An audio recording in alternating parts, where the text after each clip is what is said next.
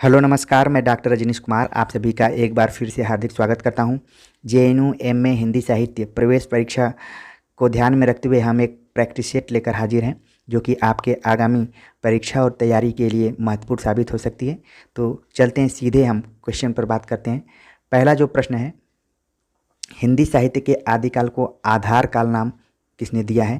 तो इसका जो सही जवाब है, जो विकल्प दिए गए हैं उन विकल्पों के आधार पर सही जवाब है डॉक्टर मोहन अवस्थी ने। रामचंद्र शुक्ल के वीर गाथा काल को आदिकाल किसने कहा है? बहुत ही आसान सवाल। इसका सही जवाब है हजारी प्रसाद द्विवेदी। अगला प्रश्न है, आदिकालीन रासो साहित्य की प्रमुख विशेषताओं से संबंधित कौन सा कथन सही नहीं है? तो इसमें जो 4 ऑप्शंस दिए गए हैं उन ऑप्शंस के आधार पर जो सही नहीं है, इसमें पहला ही ऑप्शन है जो सही नहीं है। बाकी युद्धों का सजीव वर्णन सही है। इसमें शौर्य विलासिता का स्वाभाविक जीवन चित्रण हुआ सही है। श्रृंगार वीर के रस की प्रधानता रही है, ये भी सही है। तो नहीं, जो इसमें आंसर होगा वो होगा ए। अगला प्रश्न है, गोरी सोवे सेज पर मुख पर डारी केस पंक्ति किसके द्वारा रचित है? तो इसका जो सही जवाब है वो है अमीर खुसरो। अगला प्रश्न है, आदिकालीन साहित्य में वीर रस की रचनाओं में किस भाषा का प्रयोग हुआ है? तो डिंगल, पिंगल, प्राकृत, अपभ्रंश आदि भाषाओं का प्रयोग आदिकाल में हुआ है। तो जो वीर रस से प्रधान भाषाएं थी उसमें किसका प्रयोग होता था? डिंगल, यानी कि जिसमें राजस्थानी और ब्रज का मिश्रण होता है उसे डिंगल। राजस्थानी और अपभ्रंश का मिश्रण जिसमें होता है वो डिंगल। और पिंगल जो है उसमें ब्रज और राजस्थानी का मिश्रण होता है। ठीक है, तो जो भी वीर रस की कविताएं लिखी गई हैं सब डिंगल शैली में, डिंगल भाषा में लिखी गई हैं। अगला प्रश्न है, उत्तर भारत में भक्ति का प्रसार करने का श्रेय किसे प्राप्त है? तो इसका जो सही जवाब है वो है रामानंद।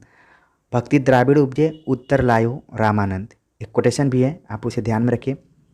अगला प्रश्न है, राघव चेतन इनमें से किस सूफी काव्य का पात्र है? तो जो विकल्प दिए गए हैं उन विकल्पों के आधार पर इसका जो सही जवाब है वो है पद्मावत। अगला प्रश्न है, शुक्ल जी की दुर्बलता यह थी कि वे भारत के हर कवि को तुलसी की कसौटी पर और हर पात्र को राम के आदर्श पर कसकर ही स्वीकार करते थे। यह किसका कथन है?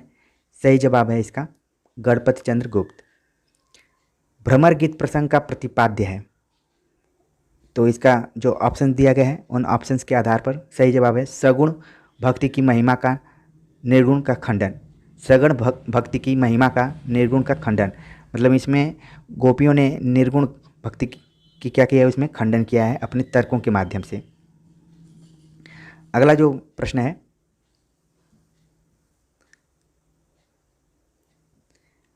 ये हिंदी के प्रधान आचार्यों में माने जाते हैं और इनका भाषा भूषण अलंकार ग्रंथ एक बहुत ही प्रचलित पाठ्य ग्रंथ रहा है। रामचंद्र शुक्ल ने उपयुक्त बात किस रीतिकालीन कवि के बारे में कही है? तो इसका जो सही जवाब है महाराज जसवंत सिंह। अगला प्रश्न है, निम्नलिखित में से क्या रीति मुक्त कविता की विशेषता नहीं है? जो भी ऑप्शन दिए गए हैं, ठीक है, 4 ऑप्शन में से रीति मुक्त कविता की विशेषता नहीं है। तो इसका जो सही जवाब है वो है कि प्राचीन काव्य परंपरा का अनुसरण इनकी उल्लेखनीय विशेषता है। क्योंकि रीति मुक्त कविता में आते हैं घनानंद बोधा आलम ठाकुर, जो कि अपने परंपरा से हटकर स्वच्छंद तरीके की कविताएं लिख रहे थे। तो यहाँ पर बताया जा रहा है कि प्राचीन काव्य परंपरा का अनुसरण उन्होंने किया था, जो कि क्या है, गलत है। अगला प्रश्न है, बालिका सपूत कपिकुल पुरहूत रघुबीर जू दूत भरी रूप विकराल को उपयुक्त काव्य पंक्तियाँ किस रचनाकार की हैं? तो जो भी ऑप्शंस दिए गए हैं उन ऑप्शंस के आधार पर सही जवाब है सेनापति। अगला प्रश्न है, साहित्य जन समूह के हृदय का विकास है किसकी परिभाषा है? सही जवाब है बालकृष्ण भट्ट। अगला प्रश्न है, उद्धव शतक में कुल कितने छंद हैं? उद्धव शतक में कुल कितने छंद हैं? सही जवाब है 116।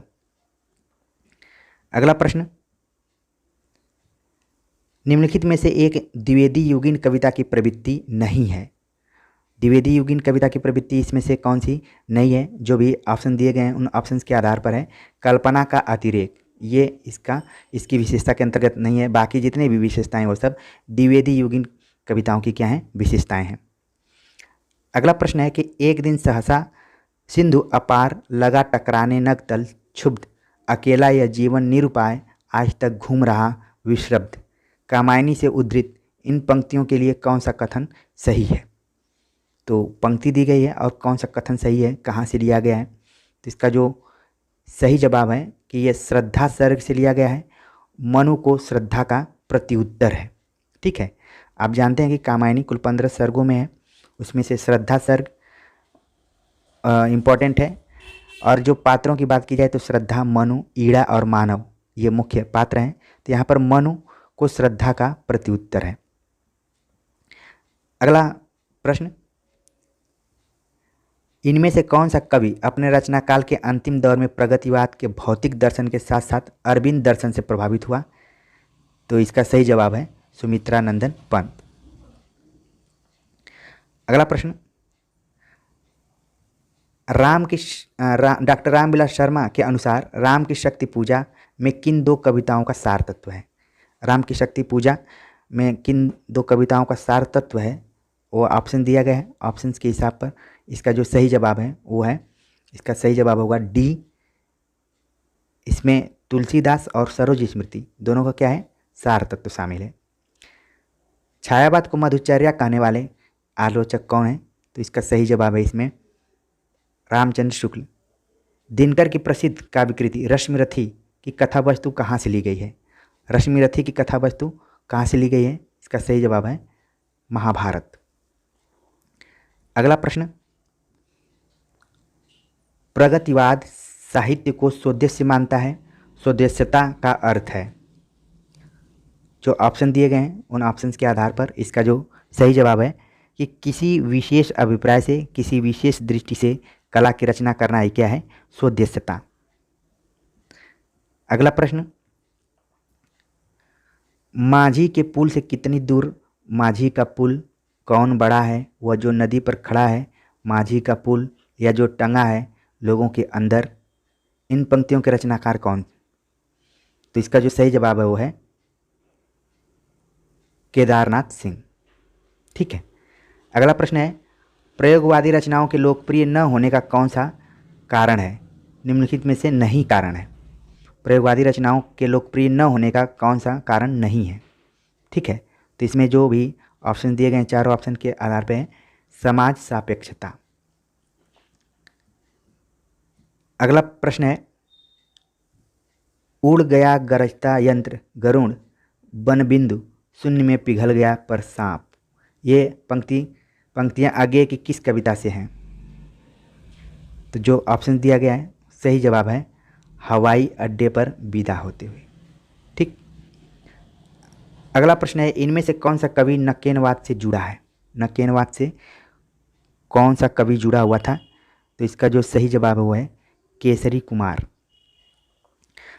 अगला प्रश्न है, निम्नलिखित में से कौन सी गीति काव्य की विशेषता नहीं है? गीति काव्य की विशेषता नहीं है। तो जो ऑप्शन दिए गए हैं उन ऑप्शंस के आधार पर सही जवाब है वस्तु व्यापार वर्णन। बाकी गीति काव्य में है संगीतात्मकता होती है, कोमलकांत पदावली होती है, स्वानुभूति की अभिव्यक्ति होती है, लेकिन जो ये ऑप्शन दिया गया है ये इसमें नहीं है। अगला प्रश्न है, आज रात इससे परदेसी चल कीजिए विश्राम ही, जो कुछ वस्तु कुटी में मेरे ग्रहण संकोच नहीं। प्रस्तुत काव्य पंक्तियों के रचनाकार कौन है? जो ऑप्शन दिया गया है उन ऑप्शंस के आधार पर इन पंक्तियों के जो रचनाकार हैं उनका सही जवाब है श्रीधर पाठक। अगला प्रश्न है, किस एकांकीकार ने अतीत गौरव को प्रस्तुत करते हुए राष्ट्रीयता और देश प्रेम की भावना जगाने का प्रयास किया है? जिसका जो सही जवाब है वो है आपका राम कुमार वर्मा। ठीक है, इनको ऐतिहासिक एकांकीकार भी कहा जाता है। अगला प्रश्न है, निम्नलिखित में से रचनाकार और रचना की दृष्टि से कौन सा विकल्प गलत है? तो जो भी इसमें विकल्प दिए गए हैं उन विकल्पों के आधार पर जो गलत विकल्प है वो है धर्मवीर भारती, यानी कि डी ऑप्शन इसमें क्या है, गलत है। अंधा कुआं की जगह पे क्या होना चाहिए, अंधा युग। ठीक, अगला प्रश्न है, हिमाद्रि तुंग श्रृंग से प्रबुद्ध शुद्ध भारती स्वयं प्रभा समुज्ज्वला स्वतंत्रता पुकारती। यह प्रयाण गीत कहाँ से लिया गया है? तो इसका जो सही जवाब है वो है कि चंद्रगुप्त से लिया गया है। अगला प्रश्न है, किसने कहा तुम पशु हो, तुम पशु हो, तुम पशु हो? यह किसका कथन है जो कि अंधायुग से लिया गया है, लेकिन कथन किसका है? इसका सही जवाब है व्यास। अगला प्रश्न है कि प्रभु सत्ता संपन्न शासक वर्ग एवं गरीब शिल्पी के मध्य संघर्ष को किस नाटक की कथा वस्तु या विषय वस्तु बनाया गया है? प्रभु सत्ता संपन्न शासक वर्ग एवं गरीब शिल्पी के मध्य संघर्ष किस नाटक की विषय वस्तु है, ये बताना है। तो इसका जो सही जवाब है वो है कोणार्क। ठीक। अगला प्रश्न है कि फणीश्वरनाथ रेणु के किस उपन्यास में पूर्वी पाकिस्तान से विस्थापित शरणार्थियों की दारुण दशा का चित्रण हुआ है? फणीश्वरनाथ रेणु के मैला आंचल का नाम तो सुना होगा, लेकिन ये थोड़ा सा अलग प्रश्न यहाँ पर पूछा गया है और पूछा जा रहा है कि पाकिस्तान से विस्थापित शरणार्थियों की दारुण दशा का चित्रण किया गया है। तो इसका जो सही जवाब है वो है जुलूस। अगला प्रश्न, पाप और पुण्य की मीमांसा में लिखा गया उपन्यास निम्नलिखित में से कौन सा है? पाप और पुण्य की चर्चा या समीक्षा किस उपन्यास में की गई है? तो इसका जो सही जवाब है वो है चित्रलेखा, जो कि भगवती चरण वर्मा द्वारा लिखा गया उपन्यास है। अगला प्रश्न है कि गोदान का गोबर किस वर्ग का प्रतिनिधित्व करता है? गोबर किस वर्ग का प्रतिनिधित्व करता है? तो इसका जो सही जवाब है कि ऋण विरोधी नई पीढ़ी के किसान युवक का। ठीक है। अगला प्रश्न है,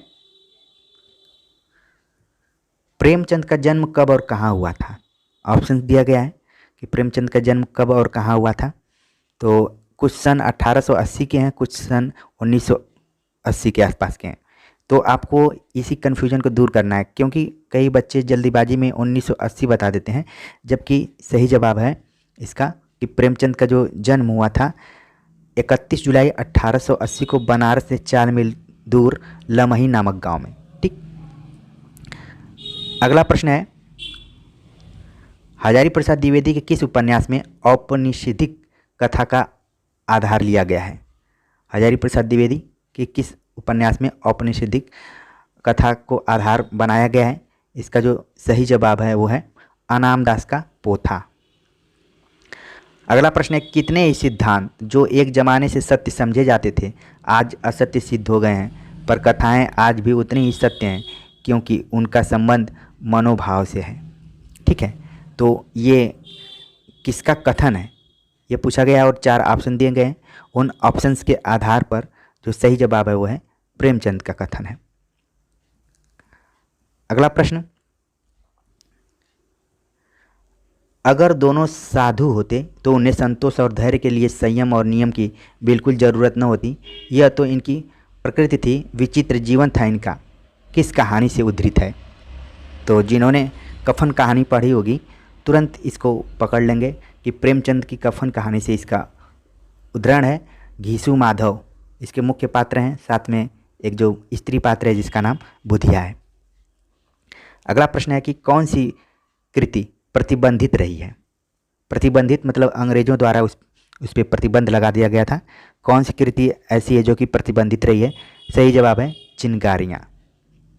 अगला प्रश्न है, निम्नलिखित में से आचार्य हजारी प्रसाद द्विवेदी की निबंधों की कौन सी प्रमुख विशेषता नहीं है?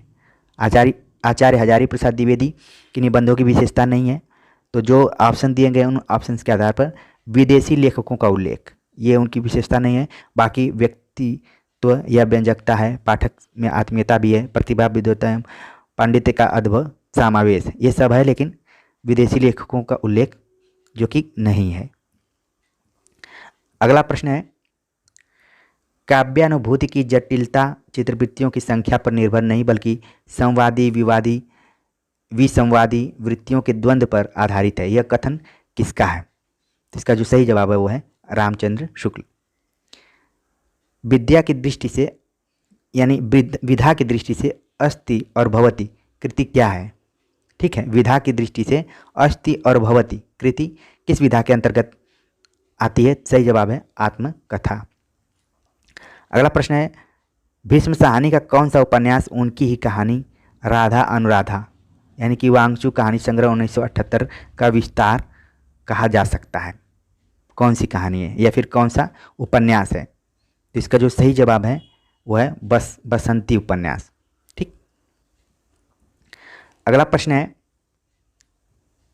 स्त्री विमर्श की दृष्टि से इनमें से किस लेखिका की गणना घोषित नारीवादी लेखिका के रूप में की जाती है? तो इसका जो सही जवाब है इन विकल्पों के आधार पर प्रभा खेतान। अगला प्रश्न है कि जब अर्थ का ग्रहण अभिधा से न हो किंतु उससे संबद्ध हो तो अर्थ ग्रहण कराने वाली शब्द शक्ति को क्या कहेंगे? ठीक है, तो जो विकल्प दिया गया है उस विकल्प के आधार पर उस शब्द शक्ति को क्या कहेंगे? इसका सही जवाब है लक्षणा। अगला प्रश्न है कि कविता भाव का स्वच्छंद प्रवाह नहीं, भाव से पलायन है, व्यक्तित्व की अभिव्यक्ति नहीं, उससे मुक्ति का नाम है, यह कथन किस विचारक का है? देखते रहे हैं इसमें कि पाश्चात्य काव्यशास्त्र के विचारकों को इसमें लिया गया है। इसका जो सही जवाब है इलियट। ठीक। अगला प्रश्न है, जगत जनायो जिन सकल सो हरि जान्यो नाही, जो आखिन सब देखियो आखिन न देखी जाए। इसमें से कौन सा अलंकार है? तो अलंकार पूछा गया है इन पंक्तियों के आधार पर। तो इसका जो सही जवाब है वो है उदाहरण अलंकार, क्योंकि जो ऊपर बात कही गई है ज्यों कहकर, जिसे कई बार लगेगा कि उपमा अलंकार है, लेकिन जगत जनायो जिन सकल सो हरि जान्यो नाही, ज्यों आखिन सब देखियो आखिन न देखी जाए। तो एक तरीके से ऊपर की जो पंक्ति है दूसरे पंक्ति के साथ इसको उदाहरण के रूप में प्रस्तुत कर रही है, तो यहाँ पर उदाहरण अलंकार होगा। अगला प्रश्न है, आधुनिक भारतीय भाषाओं का सर्वप्रथम वर्गीकरण किस विद्वान ने किया? आधुनिक भारतीय भाषाओं का वर्गीकरण किसने किया था? जो विकल्प दिए गए हैं तो सही जवाब है डॉक्टर AFR हार्नले। अगला प्रश्न है, हिंदी को संघ की राजभाषा बनाने का जो प्रस्ताव संसद में पारित हुआ उसके प्रस्तावक थे। ठीक, तो उसके प्रस्तावक कौन थे? सही जवाब है श्री गोपाल स्वामी अयंगर। हो सकता है कि इसको GS अयंगर भी लिख दे। अगला प्रश्न है, दूरदर्शन समाचार के बारे में कौन सा कथन ठीक नहीं है? कौन सा कथन ठीक नहीं है? ऑप्शन दिए गए हैं, उन ऑप्शंस के आधार पर सही जवाब है सी, शब्दों और चित्रों का तालमेल आवश्यक नहीं है। जबकि दूरदर्शन जो भी न्यूज़ आता है उसमें शब्दों और चित्रों के बीच क्या होना चाहिए? तालमेल होना चाहिए। जब आप न्यूज़ देखते हैं तो इस बारीकी को आपको देखना चाहिए। अगला प्रश्न है कि मेहता और मालती किस उपन्यास के पात्र हैं? सही जवाब है गोदान। अगला प्रश्न है, ज्ञान तभी उपयोगी है जब वह स्वयं के निरीक्षण के द्वारा प्राप्त किया गया हो। यह किस सिद्धांत के अंतर्गत आएगा? तो इसका जो सही जवाब है वो है ह्यूरिस्टिक विधि। ठीक है, कुछ कथन दिए गए हैं और उन कथनों के आधार पर तर्क दिए गए हैं और फिर उनको सही करना है। ये प्रश्न हो सकता है कि आपके लिए रिपीटेड हो, क्योंकि इससे पहले मैंने कुछ कथनों पर विचार किया था। उसी में कथन है कि दलित चिंतन का और साहित्य में अभिव्यक्त मनुष्य गांधी का हरिजन ही है, क्योंकि दलित साहित्य में मुख्यतः बाबा अंबेडकर के सामाजिक राजनीतिक चिंतन को अपनाया गया। तो इसमें तो जो तर्क है वो क्या है? सही है, लेकिन जो स्थापना है या कथन है वो क्या है? गलत है। तो ए गलत है और आर सही है। अगला प्रश्न है, सुमेलित करना है कि निम्नलिखित रचनाओं को उनके रचनाकारों के साथ सुमेलित करते हुए सही विकल्प चुनिए। तो इसमें से जो भी रचना आपको पहले आ रही हो, जैसे कि आप चंद छंद वर्ण की महिमा गंग कवि, मतलब 3 का 2, तो आप इसमें मिलाएंगे 3 का 2 कहाँ है? देख रहे हैं कि यहाँ पर दिखाई पड़ रहा है, तो इसका ए ऑप्शन सही होगा। बाकी आपको रचनाओं के बारे में भी जानकारी होनी चाहिए। रानी केतकी की कहानी इंशाल्लाह, ठीक है, भाषा योग वासिष्ठ राम प्रसाद निरंजनी, और बाकी जो बच रहा है पद्म पुराण। तो ये क्या है? पद्म पुराण। इसका सही जवाब होगा दौलत राम। ठीक। अगला जो प्रश्न है, अपनी खबर नामक आत्मकथा को लिखने के लिए पांडे बेचन शर्मा उग्र को किस साहित्यकार ने कहा, उग्र अब तुम अपने संस्मरण लिख डालो? ठीक है, काफ़ी इंटरेस्टिंग सवाल। इसका जो उत्तर होगा इन विकल्पों के आधार पर शिव पूजन सहाय ने ऐसी बात कही थी।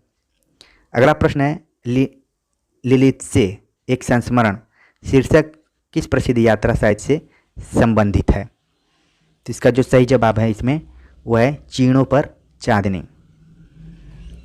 अगला प्रश्न है प्रकाशन के दृष्टिकोण से नाटकों का सही क्रम क्या है? तो इसमें जो नाटक दिए गए हैं उनके सही क्रम क्या है उनको बताना है। तो सही जवाब है अंधेर नगरी पहले, फिर चंद्रगुप्त, फिर सिंदूर की होली, फिर अंजू दीदी। ठीक। भारतेंदु हरिश्चंद्र, जयशंकर प्रसाद, लक्ष्मी नारायण मिश्र और उपेंद्रनाथ अस्क, ये इनके क्या हैं? नाटककार हैं। अगला प्रश्न है राजनीति साहित्य नहीं है, उसमें एक एक का महत्व है, कभी एक क्षण के लिए भी चूक जाएं तो बहुत बड़ा अनिष्ट हो सकता है। राजनीतिक जीवन की धुरी में बने रहने के लिए व्यक्ति को बहुत जागरूक रहना पड़ता है। यह कथन किसका है? आषाढ़ का एक दिन से इस कथन को लिया गया है और पूछा जा रहा है कि किसका यह कथन है। तो इसका जो सही जवाब है वो आपका है प्रियंगु मंजरी। ठीक है। अगला प्रश्न अंजू दीदी नाटक का कौन सा पात्र अपनी नज़र से 1 मिनट के लिए भी ओझल नहीं होने देने की बात करता है? अंजू दीदी जो उपेंद्रनाथ अस्क का नाटक है उसमें पूछा जा रहा है कि कौन सा पात्र अपनी नज़र से 1 मिनट के लिए भी ओझल नहीं होने देने की बात कहता है। इसका जो सही जवाब है वो है श्रीपत। अगला प्रश्न है तुम चाहते हो मेरा बेटा तुम्हारी तरह आवारा हो जाए, न काम के न काज के, अढ़ाई से अनाज के, यह कथन किसका है? तो इसका जो सही जवाब है वो है अंजलि का श्रीपत से। तो ये अंजू दीदी से ही लिया गया है। ठीक है। अगला प्रश्न है जैनेन्द्र द्वारा लिखित पत्नी कहानी की नायिका कौन है? पत्नी कहानी की नायिका कौन है? सही जवाब है सुनंदा। अगला प्रश्न एक कामयाब पार्टी वह है जिसमें ड्रिंक कामयाबी से चल जाए, श्यामनाथ की पार्टी सफलता के शिखर चूमने लगी, उपयुक्त कथन किस कहानी से उद्धृत है? तो इसका सही जवाब है चीफ की दावत, जो भीष्म साहनी द्वारा लिखी गई कहानी है। काफ़ी फेमस कहानी है और लगभग हर बीए के पाठ्यक्रम में ये शामिल ही रहती है। तो जितने भी प्रश्न आपके पूछे गए हैं वो विभिन्न चुनिंदा विश्वविद्यालयों के पाठ्यक्रम पर आधारित जो भी विषय वस्तु हैं उससे ही लिया गया है, सिलेबस से लिया गया है इस सारी चीज़ों को। अगला प्रश्न है उषा प्रियंवदा द्वारा लिखित वापसी कहानी के केंद्रीय पात्र कौन है? सही जवाब है गजाधर बाबू। अगला प्रश्न मरने से पहले मैं एक दफ़ा वर्मा जरूर जाऊंगा, वापसी कहानी में यह कथन किसका है? ठीक है। तो इसका सही जवाब है डॉक्टर मुखर्जी। क्वेश्चन नंबर अगला जो है पार कर लूँगी वहीं पगचाप यदि कर दे नियंत्रित, नाप लेगा नभ विहग मन, बांध लेगा प्रलय मृदुतन, उपयुक्त काव्य पंक्तियाँ महादेवी वर्मा की किस रचना से ली गई हैं? तो ये पंक्तियाँ पहले ध्यान में रखिए कि महादेवी वर्मा की हैं और किस रचना से ली गई हैं। तो इसका जो सही जवाब है वो है मैं न यह पथ जानती री, मैं न यह पथ जानती री उनकी रचना है, उससे ये पंक्तियाँ ली गई हैं। अगला प्रश्न है जग जल बूढ़ जहाँ लग ताकि मोरी नाव खेवक बिन थाकी, उपयुक्त का पंक्तियों का संबंध किस कवि और उसकी रचना से है? ठीक है। तो इसमें जो पंक्ति दी गई है और पूछा जा रहा है कि संबंध किससे है, तो जो भी विकल्प दिए गए हैं उन विकल्पों के आधार पर सही जवाब है कि जयसी द्वारा लिखा गया नागमती वियोग खंड से। अगला प्रश्न है कि कविता में कहने की आदत नहीं पर कह दूं, वर्तमान समाज में चल नहीं सकता, पूंजी से जुड़ा हुआ हृदय बदल नहीं सकता, उपयुक्त काव्य पंक्तियाँ किस कवि और उनके काव्य से संबंधित हैं? तो इसका जो सही जवाब है वो है गजानन माधव मुक्तिबोध, अंधेरे में से इस कविता को लिया गया, इस पंक्ति को। अगला प्रश्न है नदी के द्वीप उपन्यास में किससे कहा गया कि मैंने तुमसे प्यार मांगा था, तुम्हारा भविष्य नहीं मांगा था? किसने किससे कहा है? नदी के द्वीप अज्ञेय द्वारा लिखा गया महत्वपूर्ण उपन्यास। तो ये इस कथन किसका है? रेखा ने भुवन से कहा है। ठीक। मनु भंडारी कृत आपका बंटी उपन्यास का कथानायक कौन है? ठीक है, तो इसका जो सही जवाब है वो कौन है? बंटी, क्योंकि उपन्यास में इसका नाम जुड़ा हुआ है। तो कथानायक बंटी है और बाकी क्या हैं? इसके पात्र हैं। तो इस तरीके से हमने कुछ महत्वपूर्ण प्रश्नों पर चर्चा की। उम्मीद है कि आप सभी को पसंद आया होगा और आपकी तैयारी में थोड़ी सी कुछ नए प्रश्न इसमें शामिल होंगे और जो कि आगामी परीक्षा के लिए महत्वपूर्ण है। कमेंट्स कर बताइए कि आप सभी को ये पेपर सेट कैसा लगा। मिलते हैं नए टॉपिक के साथ, तब तक के लिए नमस्कार।